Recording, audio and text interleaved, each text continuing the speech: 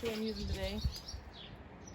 Pastor Elaine here, and one of the things about fishing shows that people like the most is the catching part.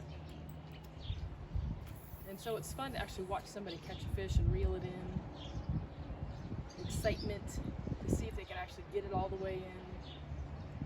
See how big the fish was. And that makes it really kind of fun to watch, right? So I thought I'd come down here and see if I could do a little fishing and also a little catching. And also talk to you about what Jesus wanted. Right? So what did Jesus say he would make us? Fishers of men. Fishers of men. And it's interesting because people will make all these analogies and they'll say all sorts of weird stuff about baiting people and that kind of stuff. But what if we just said, okay, this is what Jesus wanted us to do, and he genuinely wanted us to catch, right? Be fishers of men, not just go fishing, but actually catch. So I was wondering, when you think about that whole process, introducing somebody to Jesus and helping them get right with God, what is the best part about that for you? What do you enjoy the most? And I was also wondering, have you ever been to an altar call where people have gone down to pray and you've got the opportunity to go down and pray with them and just watch somebody give their life to God and genuinely find that moment, right, where they find that forgiveness and they find that peace, and how fun that is. And so when we talk about tight lines and fishing, that means that we've got a fish on the end of our pole. So do you have a fish on the end of your pole when it comes to your faith?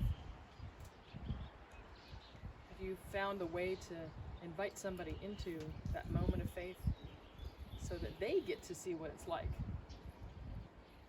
to find that peace that you found? And that whole concept of fishing for men, do you employ it in your life? How does it show up? I hope that you'll take the time go find someone who's in need. Right? The harvest is plentiful, but the workers are few. That's what Jesus said, right? So it's not that there's a lack of fish out there to find, lack of men out there to find at all. It's just that we need to go out and be more fishy. And I'm really into catching. So when I go fishing, people say, hey, have you been fishing? I say, yes, and I've been catching. That's the part I enjoy the most, is the catching part. And so I'm a little more active in my faith, and I talk to more people about my faith and ask how I can pray for them, give them an opportunity to verbalize their needs, right? And then see, how can I help them with my faith and help them in their faith? But if we don't ever have the conversations, then we won't know.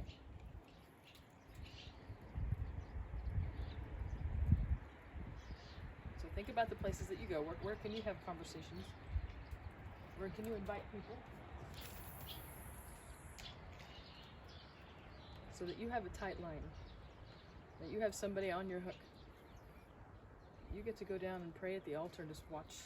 Watch them find Jesus, find peace, find a hope, find forgiveness, and freedom. Right? So you have that ability.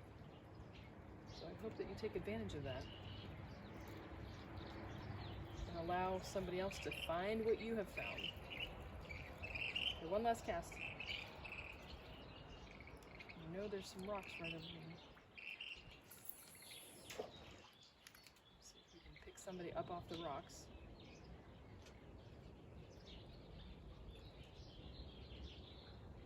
Usually they do.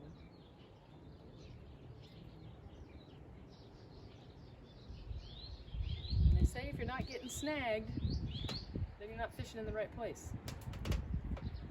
Right? So if you're not getting snagged, what would be a snag in your fishing for men? If